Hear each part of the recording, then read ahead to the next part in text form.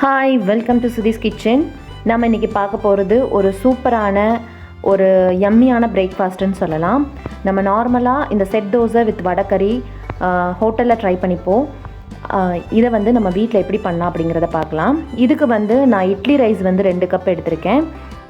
பச்சரிசி வந்து ஒரு கையளவுக்கு, அதுக்கப்புறமா உளுந்து 1/2 கப்பு, அப்புறம் அவல் 1/2 கப்பு, அவ்வளோதான். இதை மட்டும் வச்சு நம்ம சூப்பராக செட் தோசை வீட்டிலையே பண்ணிடலாம். இப்போ அவலை வந்து 1 கப்பு வந்து மோர் எடுத்து வச்சுருக்கேன். அதில் வந்து ஊற வச்சிடலாம். லேசாக அவலை கழுவிட்டு இதில் ஊற வச்சிடலாம். ஸோ ஒரு 2 hours வந்து ஊறுனா போதும். எல்லாமே அரிசி உளுந்து எல்லாமே ஒரு 2 மணி நேரம் ஊறுனா போதும். நம்ம கிரைண்டரில் போட்டு அரைச்சிடலாம். மிக்சியில் போட்டு அரைக்கும் போது கொஞ்சம் அந்த ஹார்ட்னஸ் இருக்கும். பட் அதனால் கிரைண்டரில் போட்டு ஒன்றா சேர்த்தே எல்லாத்தையும் அரைச்சிடலாம். இப்போது அவலை மட்டும் கொஞ்சம் தனியாக அரைச்சிட்டு அதுக்கப்புறமா போடலாம். கொஞ்சம் குறைன்னு இருக்கிற மாதிரி அரைக்கணும். ரொம்பவுமே சாஃப்டாக அரைக்கக்கூடாது. அவ்வளோதான். இதை வந்து கொஞ்சமாக உப்பு போட்டு புளிக்க வச்சிடலாம். ஒரு 10 மணி நேரத்துக்கு வந்து இது புளிச்சா போதுங்க. அதுக்கப்புறம் நம்ம சூப்பராக செட் தோசை வந்து இதை வச்சு ரெடி பண்ணிடலாம்.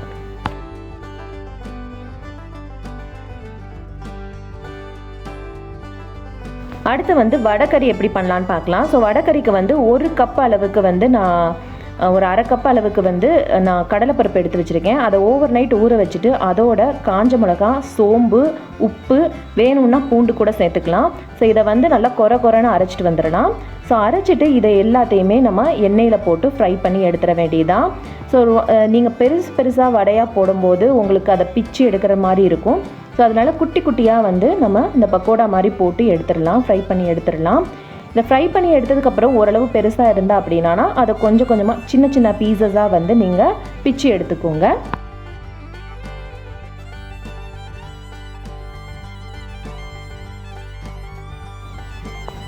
இப்போ பார்த்தீங்கன்னா நான் இந்த மாதிரி கொஞ்சம் பிச்சு விட்டுக்கிறேன்.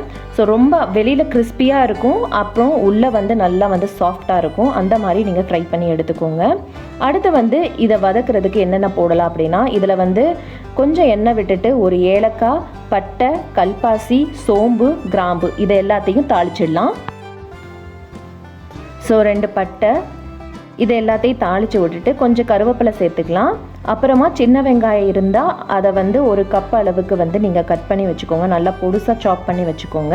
இல்லை அப்படின்னா பெரிய வெங்காயமும் சேர்க்கலாம். ஸோ இது நல்லா பொரிஞ்சு வர நேரத்தில் நான் சின்ன வெங்காயம் சேர்த்துடுறேன். சேர்த்ததுக்கப்புறமா இதில் கொஞ்சமாக கருவேப்பிலையும் சேர்த்துடலாம். இது நல்லா வதங்கட்டும்.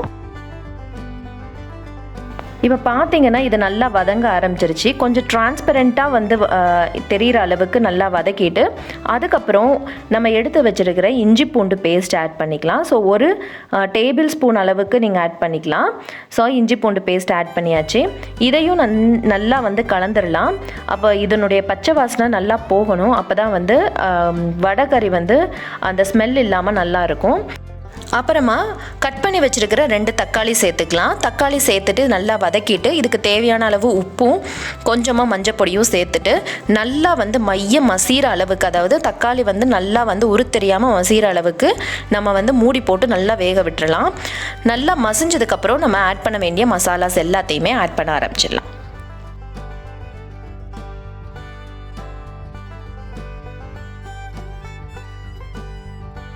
இப்போ பார்த்தீங்க அப்படின்னா தக்காளி நல்லா வதங்கிடுச்சு. அப்புறம் கொஞ்சம் எண்ணெயும் பிரிஞ்சு வர ஆரம்பிக்குது. இந்த ஸ்டேஜில் நான் வந்து கொஞ்சமாக சில்லி பவுடர் ஆட் பண்ணியிருக்கேன். அப்புறமா கொத்தமல்லி பவுடரு, அப்புறமா கொஞ்சமாக கரம் மசாலா, இது 3 ஆட் பண்ணால் போதுங்க. வேறு எந்த மசாலாவும் நீங்கள் சேர்க்கணுன்னு அவசியமே கிடையாது. இது 3 ஆட் பண்ணாலே உங்களுக்கு அந்த ஸ்மெல்லும் அரோமா அந்த டேஸ்ட்டும் வந்து செமையாக இருக்கும்.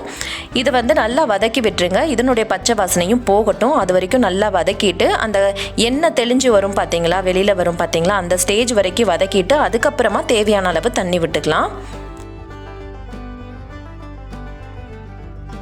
இப்போ பார்த்தீங்கன்னா ஓரளவுக்கு நல்லா வதங்கிடுச்சு. இதுக்கு தேவையான அளவு தண்ணி விட்டுக்கலாம். கொஞ்சம் நிறையவே விடுங்க. ஏன் அப்படின்னா நம்ம பொரிச்சு வச்ச பக்கோடா எல்லாத்தையுமே இதில் போட போகிறோம். ஸோ அந்த பக்கோடா வந்து நல்லா தண்ணியை இழுத்துடும். கடைசியில் பார்க்கும்போது அப்படியே கொள்ளன்னு நல்லா கட்டியாக இருக்கிற மாதிரியே இருக்கும்.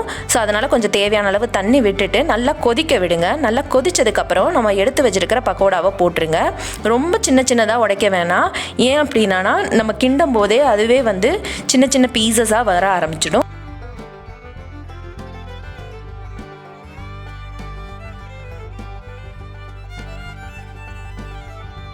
இப்போ பார்த்தீங்கன்னா நல்லா கொதிக்க ஆரம்பிச்சிருச்சு. நல்லா அந்த வாசனை எல்லாமே போயிடுச்சு, அந்த ரா ஸ்மெல் எல்லாமே போயிடுச்சு. இப்போ நான் எடுத்து வச்சுருக்கிற ஒரு 1/4 கப்பு வந்து தேங்காய் பால் எடுத்து வச்சுருந்தீங்கன்னா கடைசியில் ஊற்றிட்டு கொத்தமல்லி தழை போட்டு இறக்கிற வேண்டியதான். ரொம்ப சூப்பரான, அதுவும் கொஞ்சம் நேரத்தில் நம்ம வந்து ஈஸியாக வடகறி வீட்டிலே பண்ணிடலாம். இதுக்கு எதுக்குங்க நம்ம ஹோட்டலுக்கு போய் வடகறி வாங்கி சாப்பிட்ணுன்னு அவசியமே கிடையாது. பாருங்கள், அவ்வளோதான் ரெடி ஆகிடுச்சு நம்மளுடைய வடகறி. இதில் கொத்தமல்லி தழை போட்டுட்டு இறக்கிற வேண்டியதான். இப்போ எப்படி செட் தோசை போடலாம் அப்படிங்கிறதையும் பார்த்துடலாம். ஸோ மாவு வந்து எப்பயுமே வந்து நல்லா வந்து ஃப்ளஃபியாக இருக்கும் அந்த செட் தோசை மாவு பார்த்தீங்கனாலே. ஏன் அப்படின்னா அதில் கொஞ்சம் அவலும் ஆட் பண்ணியிருக்கோம். ஸோ அதனால் நல்லா ஃப்ளஃபியாக இது புளிச்சிருச்சு. இப்போ பார்த்தீங்கன்னா நல்லா புளிச்சிருச்சு இந்த மாவு. இப்போ இதை வந்து கொஞ்சமாக சின்னதாக, ரொம்ப பரப்பி விட தேவை கிடையாது. நம்ம தோசைனா நல்லா இழுப்போம் பார்த்தீங்களா, அந்த அளவுக்கு தேவை கிடையாது. பட் இந்த அளவுக்கு ஊற்றிட்டு நீங்கள் எண்ணெய் சைடில் ஓரத்தில் ஊற்றிட்டு நீங்கள் மூடி வச்சிட்டா போதும். அந்த பபிள்ஸ் பார்த்தீங்கன்னா தெரியும், நல்லா ஃபர்மெண்ட் ஆயிருந்துச்சு அப்படின்னா அந்த பபிள்ஸ் வந்து நல்லா வரும். நம்ம இப்போ மூடி வைக்கும் போதே உங்களுக்கு தெரியும் பாருங்கள் எப்படி பபிள்ஸ் வர ஆரம்பிக்குதுன்னு. ஸோ இந்த அளவுக்கு இருந்தால் தான் செட் தோசை வந்து சாஃப்டாக வரும். இல்லை அப்படின்னா கொஞ்சம் ஹார்டாக இருக்க ஆரம்பிக்கும். ஸோ இப்போ நம்ம எடுத்தாச்சு. அவ்வளோதான், நம்மளுடைய சூப்பரான சாஃப்ட் அண்ட் ஃப்ளஃபி இந்த செட் தோசை ரெடி ஆகிடுச்சு. இந்த செட் தோசையோடு நீங்கள் அந்த வடகறியை வச்சு சர்வ் பண்ணுங்கள், ரொம்பவே யம்மியாக இருக்கும். நீங்கள் ட்ரை பண்ணி பாருங்கள். இந்த வீடியோ பிடிச்சிருந்தா என்னோட சேனலை சப்ஸ்கிரைப் பண்ணுங்கள், லைக் பண்ணுங்கள், ஷேர் பண்ணுங்கள். இன்னொரு சூப்பரான வீடியோவில் சந்திக்கலாம். Until then, bye from Sudhi's Kitchen. Thanks for watching.